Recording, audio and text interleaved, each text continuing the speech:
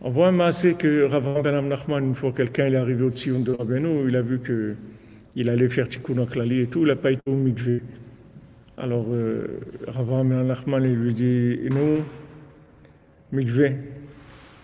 Alors il lui répond Kacher avati avati, perdu pour perdu, j'y vais, c'est tout. Et faire le Tikkun Klali, c'est tout. Et mikvé, eh ben tant pis, qu'est-ce que je peux faire? Je peux rien faire. Si tu me dis va au mikvé faire le Tikkun Klali, je ne vais pas. Je ne vais pas le faire. Non, on veut faire Tikkun Klali, c'est tout. Perdu pour perdu. Et avant Ben Amnachman, il lui répond si tu vas comme ça, au Tzion de Rabbeinu, tu n'as pas besoin d'aller au mikvé.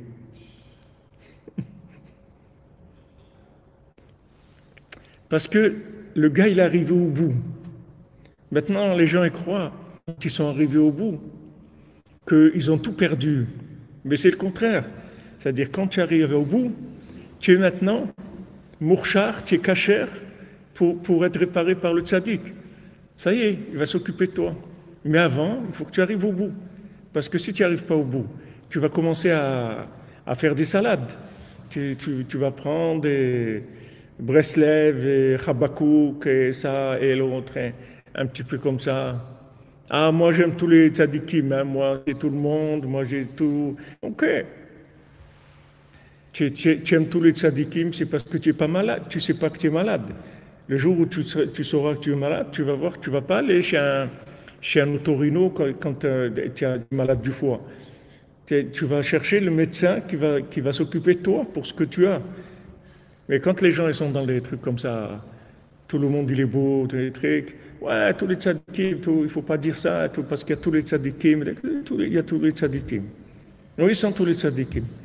Est-ce que maintenant, est-ce que maintenant, ils sont occupés de moi, tous les tzadikim? Materet Plaim. Il n'y a que Ishpele qui peut s'occuper de quelqu'un qui descend du Plaim. Quand maintenant quelqu'un il fait des chutes dans la montagne, tu ne vas pas envoyer un alpiniste pour le sortir. Il faut que tu envoies un hélicoptère. Tu ne peux pas envoyer un alpiniste. Un alpiniste, il ne va rien faire du tout. Il va se noyer lui aussi avec lui. Il ne peut pas. C'est des chutes qui ne sont pas normales. En plus, on ne parle pas des normes. On parle des chutes Peleplaim. C'est-à-dire, il descend plaim. C'est-à-dire de façon déroutante, de façon incompréhensible. Incompréhensible. C'est-à-dire, tu ne comprends rien, mais rien du tout. C'est-à-dire, sans avoir aucune maîtrise dans la logique, tu ne sais pas du tout ce qui se passe. Et là, tu as Ishpele, que justement, tu dis, voilà, c'est pour ça que je suis venu. Je suis venu pour ça, pour des gens comme toi, pour la génération. Je comprends, tu dis comment ça se fait qu'il y en a un qui va arriver, un autre il ne va pas arriver. Ça dépend du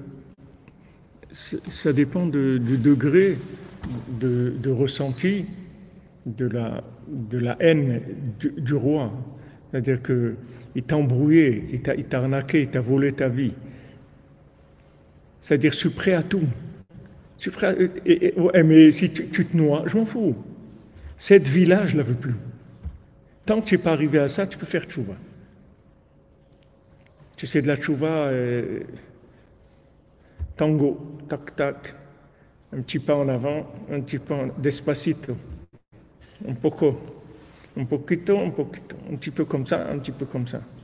Mais il y a un moment, tu vas arriver, ça y est, c'est insupportable. Quand c'est insupportable, là tu vas trouver Rabbeinu. Tant que tu fais tu me prends un petit peu comme ci, un petit peu comme ça, en jouant l'utile à l'agréable. À la yeshiva, il y avait quand on était à la yeshiva, nous, c'est la yeshiva d'Aix-les-Bains, on venait de la fin du monde, c'est-à-dire de l'apocalypse, on venait. Maintenant, tu viens avec des gens qui sont en train d'étudier la Torah, des gens qui font de la formation rabbinique ou des choses comme ça. Tu parles avec eux. Lui, il fait de la formation rabbinique. Toi, tu es à la limite, tu ne sais pas si tu vas continuer à vivre ou tu t'arrêtes. Et lui, il est en formation rabbinique. Tu peux pas parler avec lui. On ne parle pas de la même chose. Lui, il a trouvé une solution. Comment vivre dans ce monde avec une Torah. Et il y a celui qui arrive, comme Rabbi Nathan. Rabbi Nathan, il arrive chez Rabbeinu dans la dépression la plus grande qui existe. Et Rabbi Nathan, c'est un hyper dépressif, c'est un grand dépressif. Il arrive, il dit, mais c'est quoi ça d'acheter des bégalés? Mais ils sont fous, ces gens-là. Ils sont fous, c'est quoi? Attends, c'est les chassidim, c'est du Baal Shem Tov. Il dit, acheter des bégalés, il m'envoie acheter des bégalés. Mais c'est quoi ce truc-là? Acheter des bégalés. On est là pour acheter des bégalés, on va crever, maintenant tu me parles des bégalés. Mais t'es fou, c'est pas possible, c'est pas possible. Il existe quelque chose d'autre dans ce monde-là. Une autre Torah. Il est passé de la Torah des Litaïm à la Torah des Chassidim, mais quand il est arrivé chez les Chassidim aussi, il s'est trouvé en frustration par rapport à sa conscience. C'est pour ça que quand il est arrivé chez Rabbeinu, il a tout jeté. Il a tout jeté, il a tout mis de côté. Il a dit, je commence à zéro maintenant. Chaque mot à lui, c'est ça mon cerveau. Mon esprit, c'est ça. Mais tant que tu n'arrives pas là, tu vas, comme on dit, tu vas composer. Les gens, ils composent un petit peu ça, petite partie de tennis, un petit truc comme ça, fais de ça, un petit peu ci, un petit peu ça. Vas-y, et continue. Peut-être tu vas arriver que tu dis je veux plus. Il y a des gens qui montent en Eretz comme ça. C'est un suicide spirituel. C'est-à-dire il monte, il dit je préfère me suicider en Eretz que vivre là où je vis, à Paris ou à Londres ou n'importe où. Ok, mais tu sais, là-bas, c'est ça, Shavuot, Ruth, c'est ça. Tu donnes tout, il n'y a pas un peu. Non, je suis venu visiter votre yeshiva pour voir si les cours sont intéressants. Est-ce que vous avez des cours intéressants? Et monsieur, ici on ne fait pas des cours intéressants. Ici on est des gens, on sait qu'on va crever, et on ne sait pas ce qui va se passer avec nous, et on est hyper angoissé, et on a envie de se préparer pour la deuxième étape, la deuxième mi-temps qui dure éternellement. Donc il n'y a rien d'intéressant. Ici, si vous cherchez des choses intéressantes, il n'y en a pas ici. Rabbi Nathan, il a dit, dans l'écouter à la route, je n'ai pas écrit des chidushim intéressants. Il y a des chidushim intéressants, c'est que des chidushim intéressants, mais ce n'est pas pour ça que je l'ai écrit. J'ai écrit pour des gens qui sont perdus complètement. Il y a un moment où dans ta vie, tu flashes. Maintenant, ce flash-là, en fait, il arrive plusieurs fois dans ta vie. Ce flash-là, tu vois, ce néant-là, cette vision du néant, elle arrive plusieurs fois dans ta vie. Elle arrive dans ton enfance, elle arrive dans ton adolescence, elle arrive après quand tu es un peu plus âgé, elle arrive dans ton mariage, elle arrive en tant que papa, en tant que grand-père.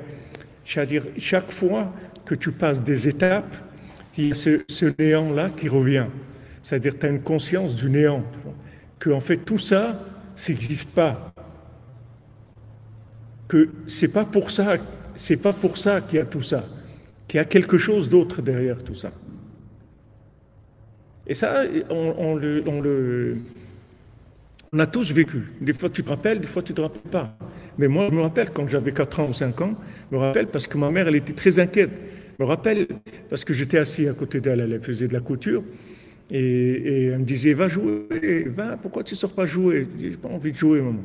Mais va avec les copains et tout. Je dis, pas de copains, moi, j'ai pas envie de jouer. Et la pauvre s'inquiétait parce que mais parce que tu sens qu'il y a quelque chose qui ne va pas. Maintenant, tu es incapable de l'exprimer de façon claire. Mais même quand tu vas résoudre ce problème, tu vas trouver un adoucissement, tu vas trouver une chèvra comme ça, où tu vas évoluer et tout. C'est des périodes de ta vie, c'est tout. Après, sache que tu arrives au bout, c'est le néant encore qui reprend. Et ça revient tout le temps, à chaque fois qu'il y a une étape. Et c'est ça la Karvut Tzadik, parce que chaque fois que tu arrives au néant, tu vas connaître Rabbeinu mieux.